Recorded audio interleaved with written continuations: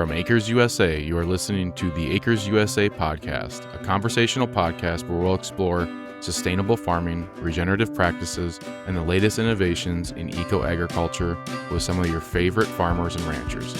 I'm your host, Taylor Henry, the owner and CEO of Acres USA. Welcome to the Acres USA podcast.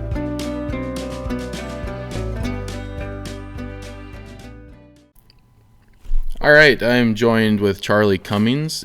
Charley co-founded a banking options for regenerative farmers called Walden Mutual, and I'm excited to talk to him. We're going to get into some conversations around loans, different ideas, and different strategies they have for farmers managing their money, and then also acquiring new land and some of the options that they have. It's a relatively new bank. They're based in the Northeast, but they span across the country right now, and we're excited to have you join us, Charley. Thank you for joining us. Thanks for having me, Taylor. Excited to chat. Yeah, so I think let's just get in. Give me a brief background why you guys are, laser focused on more of the regenerative side of agriculture, and what brought you to the point of helping found Walden Mutual. Yeah, so by way of background, I'm not really a banker by trade. I had started a company back in 2013 called Walden Local, which is a brand of pasture-based meat here in the Northeast. And we work with 100 different partner farmers across the region to produce grass-fed beef, pasture-raised pork, chicken, lamb, etc. And as that business grew, we vertically integrated backwards to own and operate a slaughter and processing plant and a pick-pack cold storage facility. So, I got to know the nuances of that supply chain quite well. And it, at some point, became clear that we were financing a lot of the growth of that supply chain. And the more I poked around, the more it was clear there was a gap in the existing financing infrastructure. And we also had a hard time finding the right banking relationship ourselves, a bank that understood the nuances of an e-commerce subscription brand that also owned livestock that we were placing on area farms under contract. So, the reality is in most other regions of the country, you have commercial banks that have practice areas or specializations in food and ag. And here in the Northeast, we really lack that. And you've, of course, got farm credit, but there are really no remaining commercial banks that do that kind of lending. And even more so nationally, there wasn't a bank that was oriented around sustainability and regenerative practices specifically. And so that was sort of the basis of one side of the bank's balance sheet. I think the basis of the other side, the deposit side, was just recognizing that as an individual, this is this sort of out of sight, out of mind thing. But where you place your deposit dollars is actually one of the most impactful personal consumption decisions you make as an individual. And when you think about issues around food, waste, energy, when we make those things, our choices around those things, someone else's problem somewhere else, it's a coal plant in somebody else's backyard, or it's a farm, with chemical runoff into a stream in someone else's backyard, or it's a landfill that is 2,000 miles away from me. That's what creates negative externalities, particularly environmental, but also economic and other negative consequences that are totally out of sight, out of mind for me as a consumer. It turns out, though, the reason I say banking is one of the most impactful choices you make is banking is ultimately what is enabling those things. And so when you have an opportunity instead to put your deposit dollars in a place that is investing them in a very deliberate way, that can be very impactful from an environmental perspective generally, and maybe a carbon perspective in particular, because your alternative is putting those dollars in a big bank where there's been studies that specifically look at what those dollars are being used for, and the carbon impact of $100,000 in a bank account at one of the top three banks in the US is the same as your carbon footprint for an entire year. So recognizing that not everybody has $100,000 to put in the bank, I'm just using that um, as a comparative point. Uh, it seems like this harmless thing, putting your money in the bank, but it's actually like those dollars are going out and being used somewhere. And who are the single largest funders of fossil fuel development around the world? It's the top three deposit taking banks in this country. So when you have an alternative to say those dollars are going to fund more sustainable farms, uh, more sustainable manufacturing facilities, brands that are creating the demand for these products, um, that's really what we're oriented around, is lending towards farms and businesses that have a view towards a more sustainable future. Yeah, that's an interesting point. I guess I've never really considered, just the money that's sitting in your bank account, what it's doing behind the scenes. Are you offering more of a higher interest rate on that money? Yeah, good point. So it's can't be a purely altruistic motivation, right? You have to be able to um, offer something competitive from a rate perspective. So I think our deposit rates stack up well relative to the top digital banks in the country. Um, and encourage you to check them out on our website. It's waldenmutual.com. Um, but I would say you shouldn't have to make a sacrifice to feel like your dollars are doing something good in the world from a Yeah, perspective. yeah. Getting into a little bit about your Walden local meat business. What are some of the things that you discovered that are the major challenges in that business model? Like, when if you guys started it, say 2018 or 2019, we're obviously looking at a wildly. When did you start it? 2013, Okay, so even I more mean, than I guess you went through the roller coaster of pricing in 14, 15 there. yep. But you come out of 18, 19, 20 where cattle prices are obviously really low.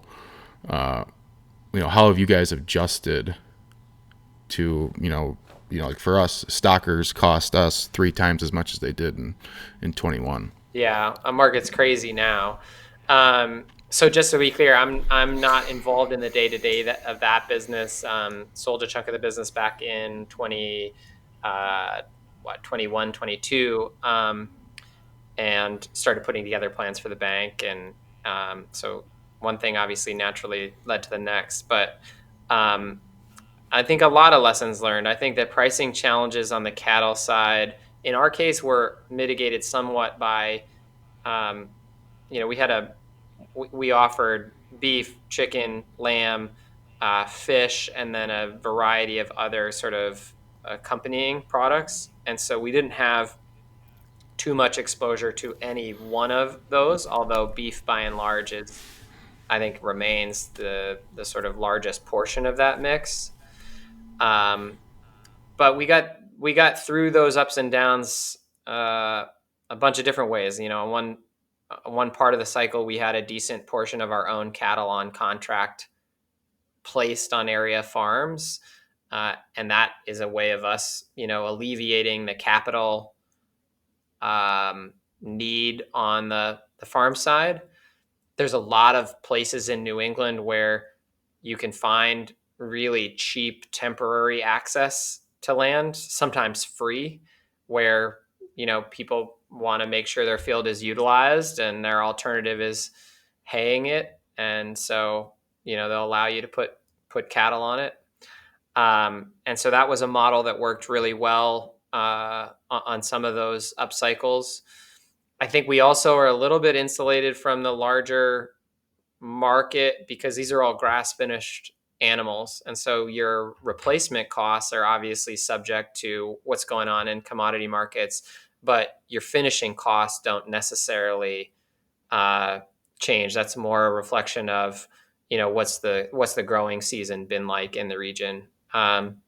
So I could talk about that for another hour, around how we navigated the changes in the price environment there. But I guess one more thing to say is it's by and large, a share program.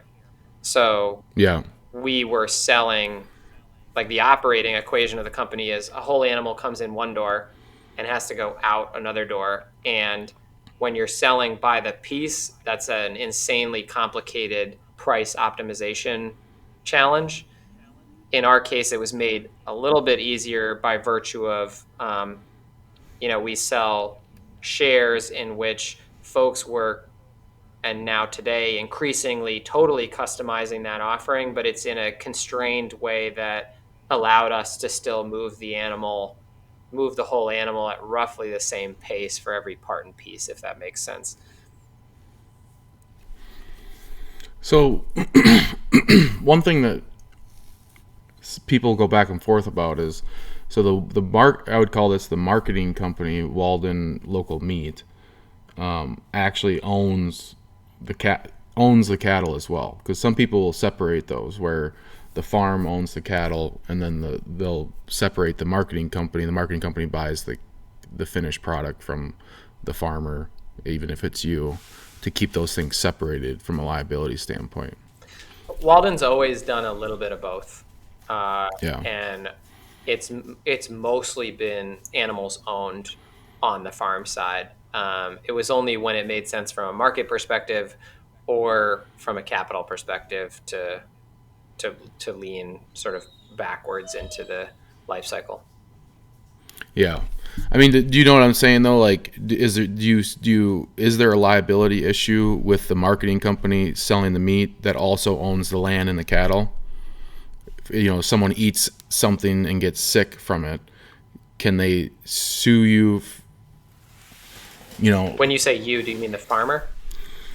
yeah. Like, I'm picturing Walden Local Meat owning the asset of the land and the asset of the cattle, and then also selling the product. Never own land. Yeah, okay. So we were just placing cows under contract on area farms. But I would say, Gotcha. in almost any circumstance, no matter how you structure that, like, the lion's share of the liability is going to rest with the brand. Yeah. Yeah, the brand that's selling it. Yeah. Right. So I mean, that's why I think, and we've looked at it, is I want the marketing company to be separate from the entity that owns the largest asset in the land. I think that makes sense. I mean, that's also part of the equation of why we moved backwards into owning and operate a slaughter facility is we felt like as soon as we became a decent portion of that plant's volume, we sort of already owned the plant from a liability standpoint, but not actually from an asset standpoint. In other words, we were exposed to all of the risk, but we had none of the control. Um, Yeah. and so at some point it made sense to integrate that. Did you buy the plant that you were processing through, or did you start a different one? We started with a minority investment and then moved into a majority position. Yeah. Gotcha. Yeah, that's interesting. So I think one of the biggest issues that we have right now is, you can look at like some of the pricing models, and how can farming be profitable enough for someone to make a living on, and then also you have to acquire the asset in most situations, to do the actual farming practice. So access to capital can be difficult, obviously. Especially when you have farms that don't necessarily report a ton of profit.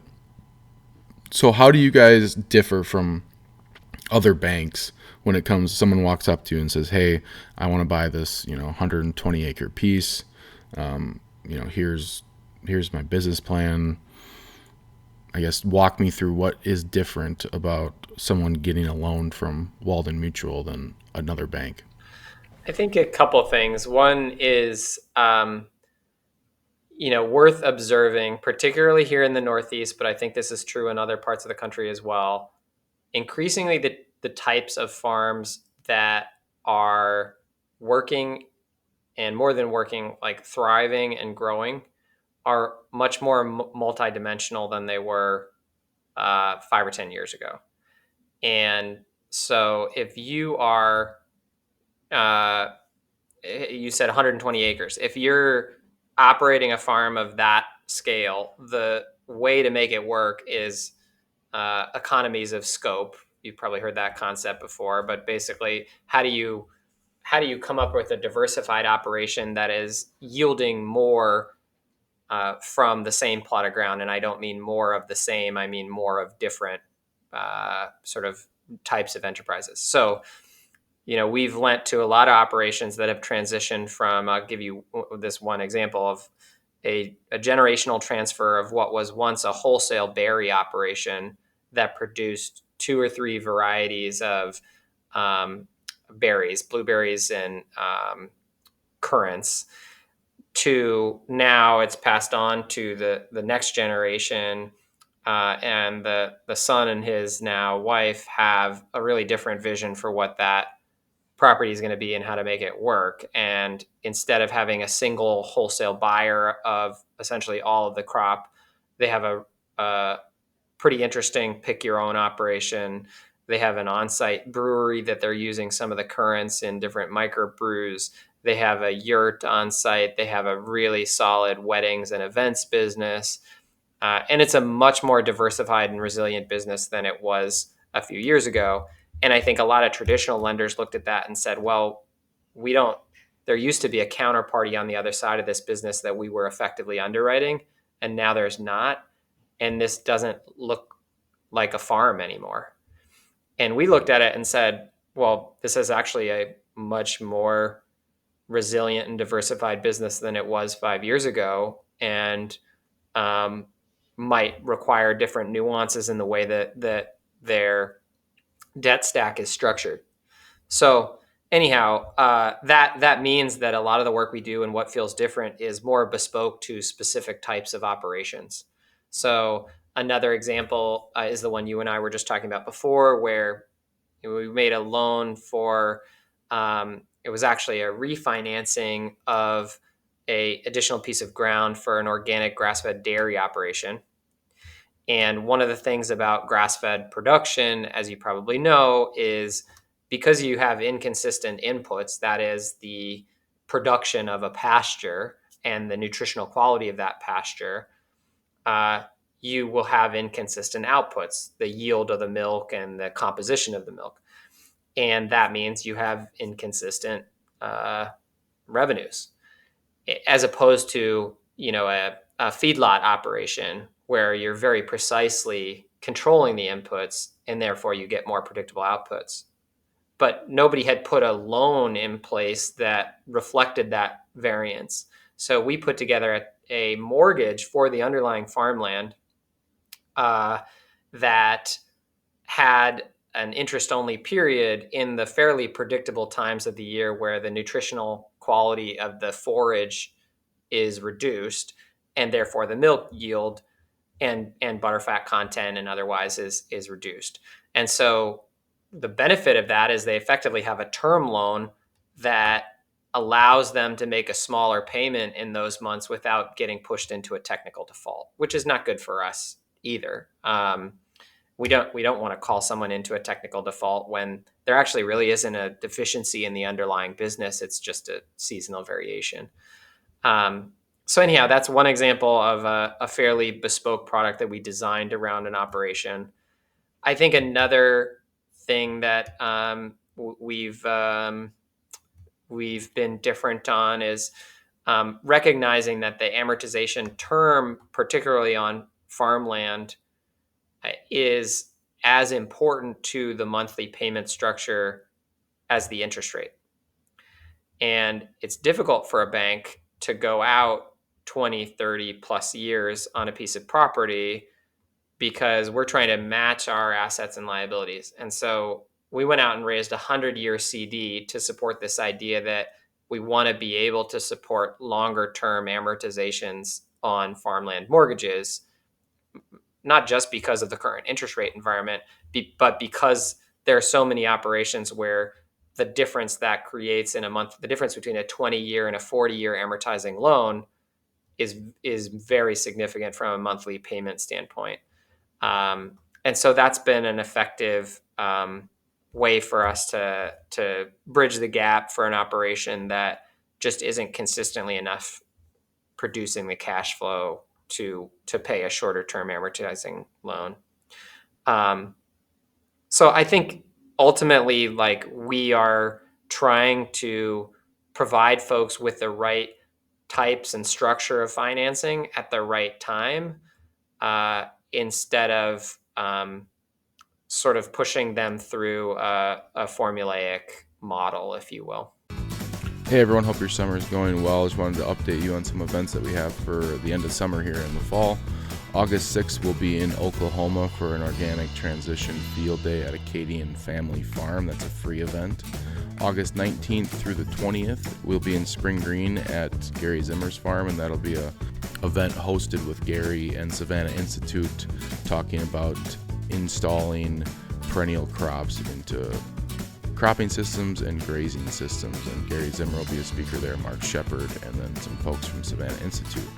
September 10th, we'll be in North Dakota, which is again another free organic success field day at Minokan Farm with Jay Fear.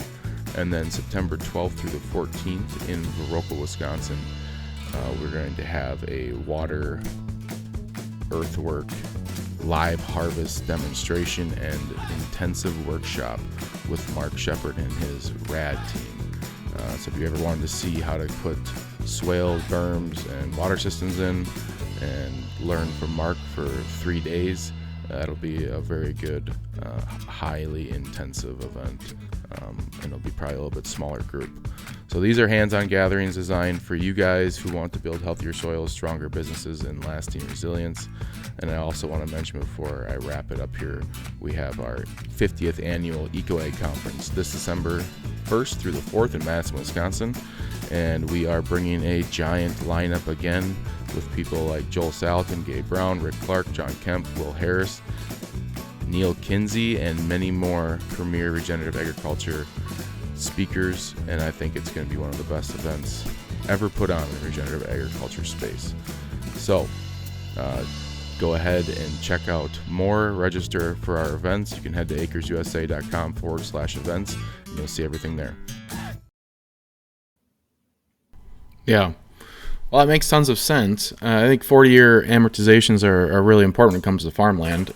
When as a bank and you sit there and you look at assets that are available to you, is land considered one of the safest things to lend on, just because it's, the value is, and how do you separate like the operation on the land and then the asset of the land itself? Do you because obviously I look at like the asset of the land, that should be a no-brainer. That's an easy thing for a bank to lend on. It's not, in theory, going to go somewhere. It is. But it's definitely the easiest thing to get your arms around from a collateral perspective.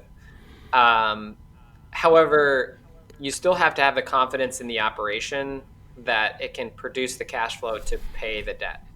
For the bank, us owning a piece of land is not a good outcome. And so it is probably the most secure and easiest piece of collateral. It's also, you were sort of alluding to this, but it's obviously intended over longer periods of time to be appreciating as opposed to depreciating, like equipment and vehicles and everything else. So I guess although it is a stronger, more secure piece of collateral, it's just different. I mean, we also finance working capital lines of credit, and equipment lines and things to support other needs, and they might have a different set of assets behind them and are structured accordingly. But it's ultimately, I think what serves us well, to your earlier question too, in approaching a particular agricultural enterprise, is just trying to look at the situation holistically. So consider what other sources of income are available. Often you'll have a couple that is running an operation, and one or both people have other outside sources of income, and it's important to consider those as from sort of a global perspective as part of the total package. Conversely, it's also important to factor in what is required from a living expense perspective, because if you're not covering you and your family's sort of basic needs, then that's going to obviously result in some trouble from a business and or ultimately lending perspective. So that sort of holistic analysis is generally not cookie cutter, and I think there's a big, particularly with the AI push, there's a there's a big movement from an industry perspective to continue automating these types of loans. And for the types of operations like the one I just described, um, that just makes it harder to get a loan because they don't always check the same boxes. They can't always be fit into those, formulas without a human being considering, what is the underlying story here. Do you see a lot of banks moving to that where it's pretty much you're going to fill out this long questionnaire, it's going to get shot into an AI model and spit out a result, and then there's going to be the loan officer's job is going to be cut in half? I don't see an alternative. So Yeah. we've been in now for approximately 40 years this massive consolidation of banks in general. So we have half the number of banks in this country in 2020 relative to the year 2000 as a result of consolidation. And so when the institutions are larger and larger, they don't like making bespoke $500,000, $2 million loans.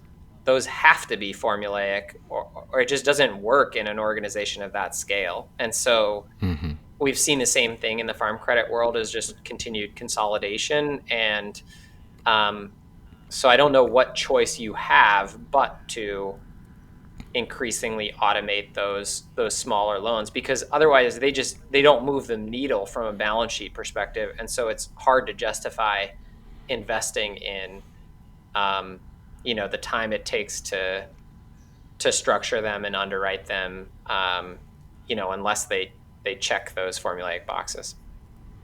Yeah. I mean, it should speed up the process in some ways. Do you guys use it at all? AI. Yeah. Not really. I think there are bits and parts of the organization that are, you know, contemplating how some of our third party vendors might pull in AI for very specific tasks, but we really haven't touched it from a credit or underwriting perspective, and I wouldn't Yeah. anticipate that for quite some time. When you of the loans that you guys are processing, what is the percentage of a family or a person or a group coming to you where the outside source of income is probably like the thing that gets the loan done?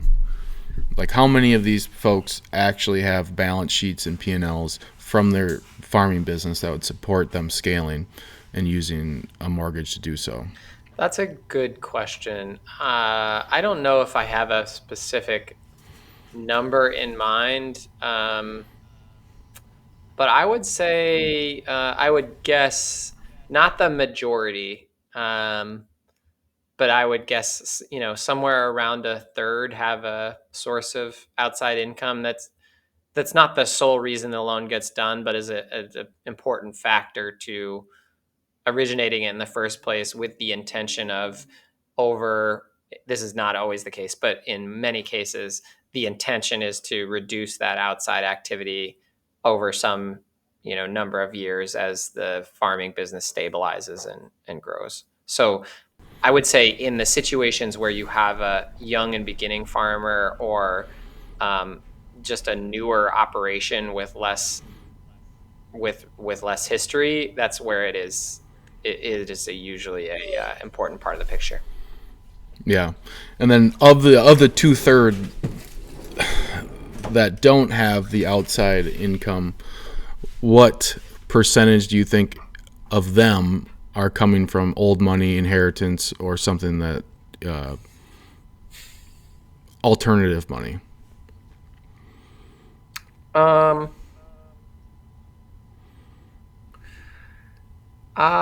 not a lot. I don't know. There's definitely a portion in there that are projects that look like that, where this is somebody's second or third career, and they've got money to put into it and are fine with it losing money for several years, and the financial strength of that individual is a component of the loan. Um, but I think there are just as many, operating farms that are making it work with what they can produce on the property they're operating on. But again, those by and large are the types of diversified operations um, are that have multiple streams of income, that they don't look like a monoculture single crop wholesale type of operation at the scale we're Yeah. talking about. And because So, we still have a small balance sheet, like we really are not lending more than $3 or $4 million to any single entity. And so if you've got a farm that is uh, grossing 10-20 million dollars, so you're starting to go outside of our scope. We can lend to um, a CPG type business that's got a product that's got revenues of those sizes, because the line of credit you would need in those types of businesses is still of the size that we can handle. But at some point, you're beyond our capacity. so I guess what I'm trying to bring this is give me a case study or examples of operations with balance sheets and P&Ls that are successful. Like what does it look like right now, and take away the people that had old money inheritance, and take away the people who are being supplied by alternative sources of income. Yeah. So um, there's a lot of dairy here. So we've done a couple of loans there. And I think there's a few characteristics of the operations that are making it work there on a smaller scale. So, first of all, it's roughly 100 head is the mark at which you can make a go of it at a small scale or not. But below that threshold, I think if you are selling the milk, by the hundredweight to one of the 5 or 6 larger buyers, that's the point at which you have to be. There are other operations that are smaller than that are selling raw milk direct to consumer, or are hooked into a home delivery type of business, or are making value added products, yogurts, cheeses, and stuff. That those folks can operate at a smaller scale and make it work, but they're getting a larger share of the consumer dollar. Um, and So anyhow, there are certainly business models across that space that are working at that scale and producing enough income to transition land generationally, or acquire additional land, additional equipment, etc. Um, this is on the smaller side, but we just financed an incredibly productive, I'm forgetting what the number is, but this couple that is operating on maybe 2 acres of land, and expecting to gross $100,000, and growing something like 75 different crops. So that sort of intensive um, model is quite a distinct type of operation, and that's full time for both of them. So I'm trying to think what else. Well, when it comes when it comes to like livestock, how would you, I guess, set up? Right now, are you guys seeing more of an influx of requests for financing just buying cattle Yeah, because of the cost? yeah, we were looking at one just yesterday. Uh, I think that although it creates some crazy moral hazard, I think that the USDA program on what's it called, the price guarantee program. You familiar with that? No, I'm not. I forget the name of it, but it essentially recognizes that cattle markets are at cyclical highs and provides insurance against price drops. So I say moral hazard in the sense that that can only do one thing, which is continue to, heat an overheated market. But from a lending perspective, it is one of the tools in the toolkit to mitigate the risks of, well, what is the value of this collateral in the event that, or rather, when the market swings the other way. Um, but yeah, there is demand for that and a need for that. We were just going through the nuances of trying to help someone think through a term structure for their cow calf pairs that they were purchasing versus a line structure for the feeders that they were finishing. Um, and that was particular that operation. But Yeah, so like on a cow calf operation, are you looking at like a 3 year payback period? you mean as far as the loan structure? Like when it comes due? Uh, so you can do that a couple different ways. You could structure it like an equipment note where it's a 5 to 7 year term and you're paying monthly principal and interest, or you could have it be as a drawdown line of credit where you're paying interest only and then there's a balloon at the end, which you're most likely just going to refinance into another facility. I personally, on cow calf, like the idea, like structuring that as a term note, um, because it is a long lived asset. And so Yeah. you're trying to match, as a general rule of thumb, we and most operators are trying to match the type of financing to the way that the underlying asset is being used. Um, and so that's a good example of that. So it'd be more like a five. You could have 5 to 7 years before the balloon. There's no balloon if you're paying principal and interest along the way. So what would the amortization be on that? Uh, if there's no balloon, it's the same. The amortization is the same as the tenure of the loan. So you get a 5 to 7 Which year term note, and you're just okay, making yeah, monthly P&I the whole time. yeah. So that's where you guys feel comfortable. So it's people buy cow calf because we actually just bought some cow calf pairs. We bought, and I was thinking like how would that be structured if you were lending or if you wanted to scale it and say buy it, a lot more. Yeah, in my head it would be 5 to 7 years too. Yeah, I think that's the best way to structure that. Yeah. But there are other ways to do it too. So when it comes to like feeders, you're looking at 18-month operating line interest only, or you'd like Yep, that yeah. would be what's most typical.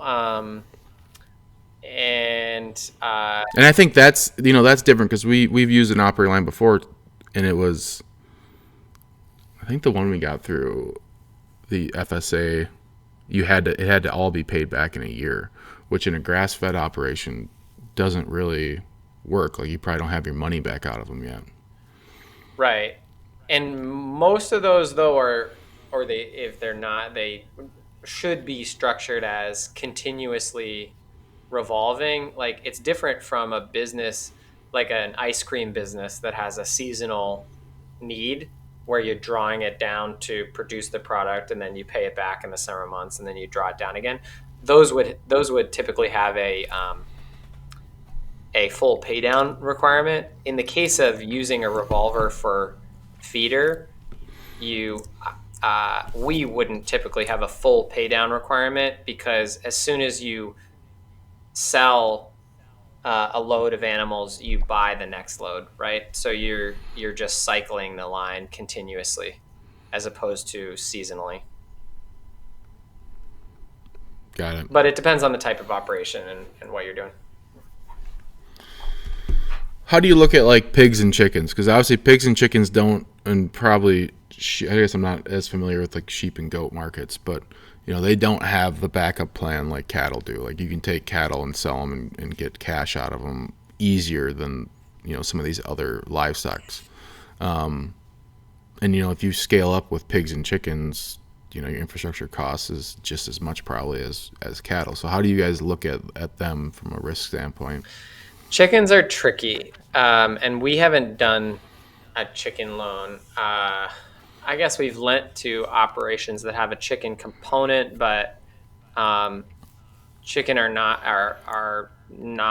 a good source of collateral, just because Yeah. of the uh, timing, and because if something happens, it's pretty hard to unload them, so to speak. Um, Pigs are a little bit better just because you've got a little bit of a longer life cycle and a predictable return at auction. I think the um, tricky part there is, I guess this is also true of cattle in a grass fed operation. It can be hard to value, for example, a feeder pig or a feeder steer that has gone past the point at which, from an age perspective, you would ordinarily put it into a feedlot in commodity markets. It can be hard to factor in, like, okay, what's the discount that animal is going to get uh, in an auction. There are obviously regional differences as far as auction prices and local availability that affect those markets. Um, so I guess there are nuances to how those things need to be valued from a collateral perspective. But my point is, um, I don't see pigs as all that different from cows. It's just that um, when you uh, when you try to value them as part of a grass-fed or pasture-based type of operation, you have to factor in that they will be somewhat discounted if they're ultimately pushed into commodity markets. And I don't just mean discounted from like the premium that they would get in the program that they're in. I mean discounted because they're now they no longer sort of conform to commodity standards. Hey, eco farmers. This is Taylor Henry with Acres U.S.A. I hope you enjoy this podcast as much as I enjoy interviewing these folks. If you're serious about regenerative agriculture, I've got an incredible resource you need to check out, the Acres U.S.A. membership. You farm in the physical world, and you deserve a physical printed magazine to match. Since 1971, Acres U.S.A. magazine has been the leading voice in ecological agriculture, delivering the best insights from regenerative farmers, agronomists, and researchers to help you farm profitably without toxic chemicals. Our membership included physical and digital copies of the magazine each month of the year, which has always been a standard for Acres U.S.A., but we wanted to over-deliver on content. When I acquired this business, I was happy to find that we had years of audio files from presentations at our annual EcoAg conference. And guess what? They were hiding. Well, not anymore. We developed this membership portal that gives you access to the recordings from farmers like Gabe Brown, Gary Zimmer, Joel Salatin, and Mark Shepard. We also include recordings of private events. Finally, if you are like me and you like listening to content, we are now producing a membership-only podcast of each issue of the magazine, so you can consume each article while you're out in the field. To make things even sweeter, you'll get discounts on books, workshops, and events to keep expanding your knowledge. So are you ready to take your farming to the next level? Join today for a ridiculously low price at eco-farming.com or see details in the notes. Trying to think of how I want to ask this. I guess I'm interested in the idea of like, is there commodity, say a newer type of operation comes to you, is there a blueprint that can have success in like the commodity world? They have to finance land, maybe they're renting it, they have to get equipment and then turn a commodity crop around, even a diversified operation where they're growing multiple. Have you seen a successful operation that is not integrating livestock? Um, I guess it depends on what you mean by commodity.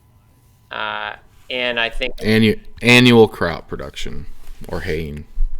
but do you also mean like not certified organic, not uh, No, if the only way they make it is certified organic, like if that's your example, then that would be good. But like what is the solution for someone? If there's a kid right now that wants to get into agriculture and they're interested in growing corn, soybeans, and then some other diversified doing cover crops, and going that route, like what does it look like?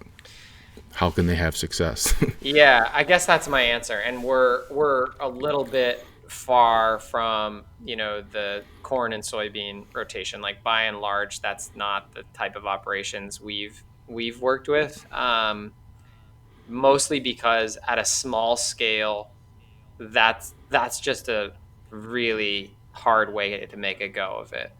Uh, Yeah, and so the reason I say that's my answer is what I mean is without um, a particular niche, whether that's organic or uh, heirloom varieties or your distribution method, uh, producing a purely commodity crop at a small scale is just a not very often viable way to make a living.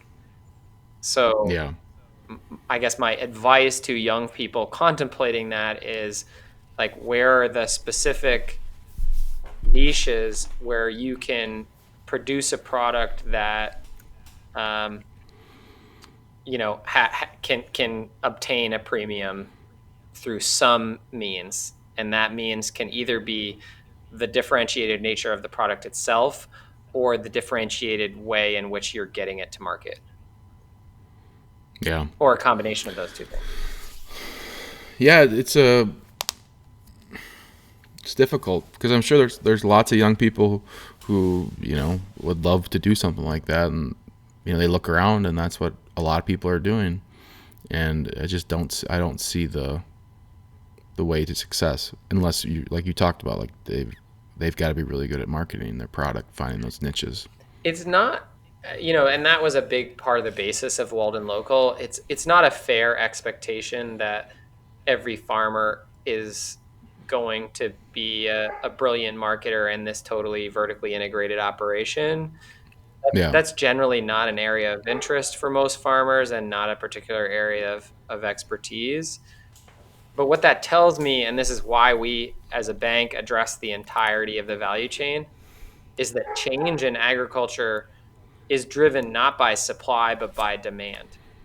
And so, how do we get a different agricultural system in this country that values something more than efficiency alone?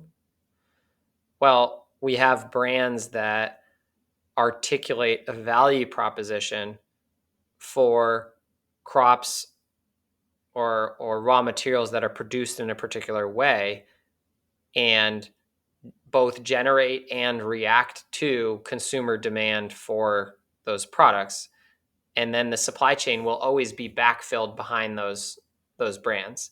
So as a farmer looking at that scenario, that's as much what I mean by a niche uh, as anything else is like you can attach yourself to a brand or brands that are producing a product that value something distinct about the way in which you're producing that product or the variety you're producing or what have you. And that's a place where you don't have to be the marketer. You just have to have hooked into something that um, values the way that you're producing the product. yeah. So how do we push that forward? Like what are the things in your eyes when you look at this and you zoom way out? How do we get people in a position to be economically successful? Because our audience is the group. Like they're deciding to farm a little bit differently. They're thinking outside the box. but like where does the market need to come to, and what solutions need to be done to where, because pretty much have the same thought as you. Like I think it's unfair for people to think that every farmer is going to be able to make a website, sell direct to consumer. Plus there's scale here where it's just, if someone's big enough, like that doesn't make any sense anyways. Like what is the solution moving forward? Because I think we missed that a little bit in this industry, where people talk about all this cool stuff about soil health, and we love that for sure, but do we actually have the financial and economic models that support it, that someone can just farm and that's their livelihood? Yeah, I think that's spot on, and that's maybe a bigger question uh, that I'm capable of answering in the context of this podcast. But a, a few thoughts. One is just that we may be at peak farmers market. Uh, I see a lot of folks trudging out to the farmers markets every weekend in relatively small towns and collecting what amounts to essentially not paying for their time. So if you set that aside and say, okay, I don't value my labor at all in sitting here and selling these products for 2 days, then this makes sense. And that's exactly as you're describing. Like that's not a fair expectation or a viable model. Um, I forget what those numbers are, but the number of farmers markets that existed even 10 years ago is a fraction of what it is today. And so that just means, more vendors with um, smaller flow of people moving through them. So I don't think that is, and farmers markets are wonderful, and we should continue to um, shop at them, and I hope vendors continue to serve them. I just mean as a longer term, bigger solution. I'm not sure that's it, and I agree with you that not every farmer wants to spend their time that way, or has a viable path there. Um, but I think a potential path through, and again, this is why we lend across the entire value chain, from farmers to manufacturers to distributors to CPG brands to retail to wholesale. It really is all about the brands, because the brands are the ones that are earning the premium for the characteristics that they are selling. And so there's a organic regenerative brand of ice cream that out west called Alex, that is creating an incredible incremental demand for A2 regenerative certified milk. That demand didn't exist before that brand came along, and so the farmers who have tapped into that are benefiting tremendously. Same thing for a good friend of mine, started the brand Maple Hill Creamery, which is an organic grass-fed brand now. I think the best-selling milk in Whole Foods. There wasn't demand for grass-fed milk before that brand came along.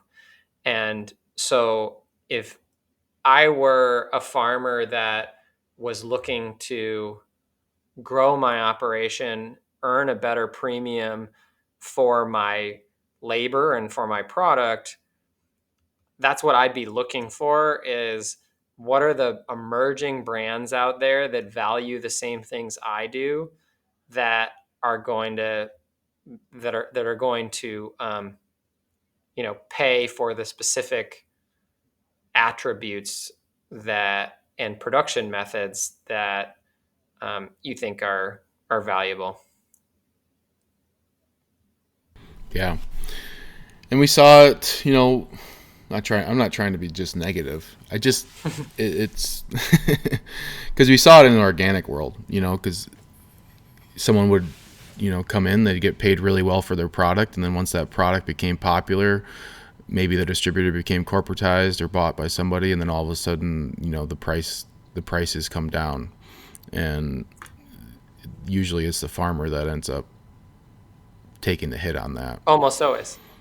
But there's Yeah. something bigger going on there, um, where when we talk about, attributes or product claims, there's a very predictable cycle that these things go through where a term is starts to be used by um, the crazy hippies, and I say that lovingly, that are on the leading edge of selling through farmers markets, and they use that term as a way of distinguishing their products from what's in the grocery store.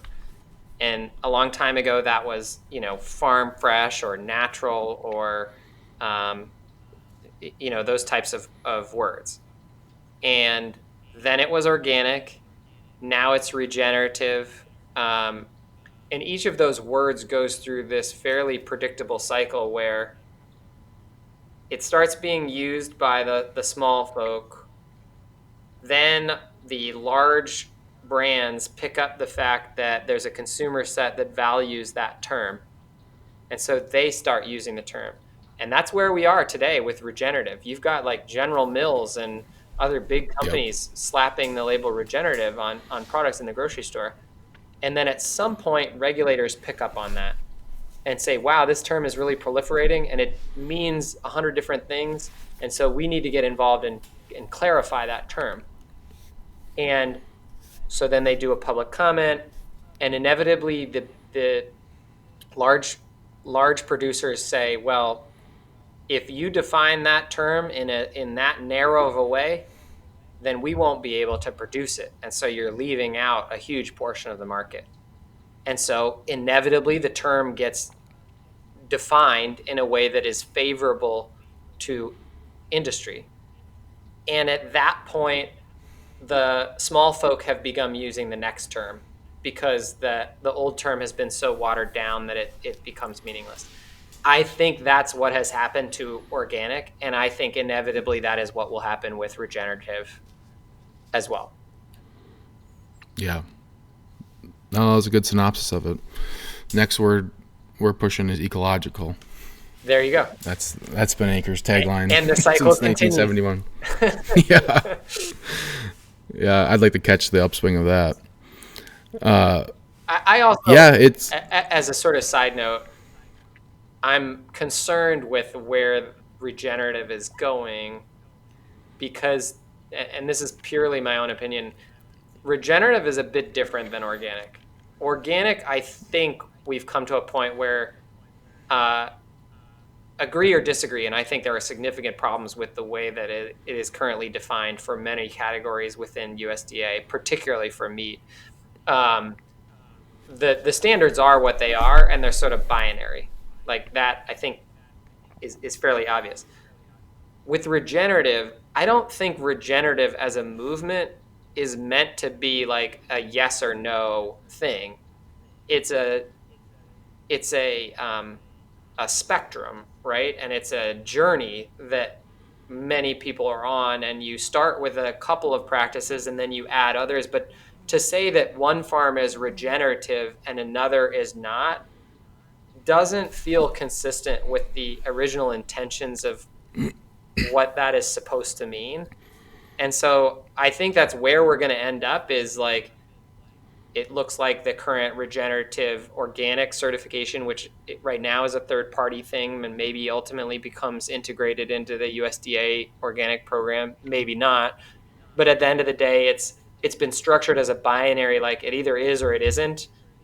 And I think that's sort of unfortunate because it suggests that you either haven't done anything or you're done, and that's not really consistent with the spirit of a regenerative operation, which looks a lot more like nature and therefore is cyclical and um, you're never done. Yeah. I think the only thing that can really save it is technology, and if we get tools that can actually test the food, kind of like what Dan Kittredge is creating with Bionutrient Food Association, where if a consumer has a tool on their phone or an app on their phone, they take a picture of a piece of broccoli and they can get a feedback of the nutrient density or if it has a chemical in it or something. I mean, I think that's probably one way that can be, we can be more transparent with the consumer, but that could easily be captured by someone as well. Totally. Audacious are you familiar with them? No. Audacious is another company going down that same route around, how can you use technology to prove the provenance and or uh, depth of the nutritional content of any product under the sun. And I think there's a huge need for that, because that's Yeah. where you really make the distinction between like what's actually real and what's not. Yeah. And I'm not like a huge fan of nonprofits, generally speaking, but Dan's is a nonprofit, and I think that tool might need to be in the hands of a nonprofit because it is just so powerful. And if it was profit driven, we might have an issue. But yeah, I mean, if you think about it from a beef perspective, like that's going to solve the grass-fed versus grain-fed conversation. Someone's going to be able to take a picture of meat and get the omega-3 and omega-6 levels and know that that animal wasn't in a feedlot. Yep. I think there's some truth to that. Yeah. Although even within that, there's some nuances. Like if you're feeding animals grass pellets in a feedlot environment, Well, I think, yeah. I mean, I think there's some data that supports, or there'll be some changes in the way that meat is based on that, but I'm not 100% sure. But it's the thing is, like, that technology is important, and they're going to package it in a way that it's stupid simple for the consumer. They're going to take a picture and just be like yes or no. yeah. So like you will still have those little things that the company that's trying to make money on this app or that technology isn't going to care to distinguish the difference between a feedlot grass-fed animal versus one that's actually on pasture, even though there's probably some things they can test for in there. Yeah. All right, Charlie, this was a great conversation. Is there anything else you want to, where should people go look for Walden Mutual? Anything else you want to mention before we wrap it up? I guess I'll just leave you with two thoughts. One is if you're looking for a more impactful place to put your deposit dollars, come open an account. You can do it right on our website, waldenmutual.com. And if you want to talk about lending, whether you're a farm or other type of food business or any type of business that has a lens towards sustainability, I'm always up to have those conversations. You can email me directly, just Charley, Charley at waldenmutual.com. Sounds good, Charlie. Thank you very much for your time, and good luck with everything you're doing. Appreciate it. Thanks so much for having me, Taylor. Absolutely. Thank you for listening to the Acres USA podcast, a podcast production of Acres USA. Find us on Spotify, Apple, Google Play, and other popular podcast platforms. Acres USA is North America's oldest publisher on production-scale organic and regenerative farming. For more than 50 years, our mission has been to help farmers, ranchers, and market gardeners grow food profitably, regeneratively, and with nature in mind. Find our books and other Acres USA media and learn about Acres USA events at acresusa.com. Read our online magazine at members.acresusa.com, and we'd like to thank Acres USA staff for their contributions to producing this podcast. This episode was edited and engineered by Weston Larson of Acres USA. We're grateful to our guests for taking the time to talk with us about their experiences.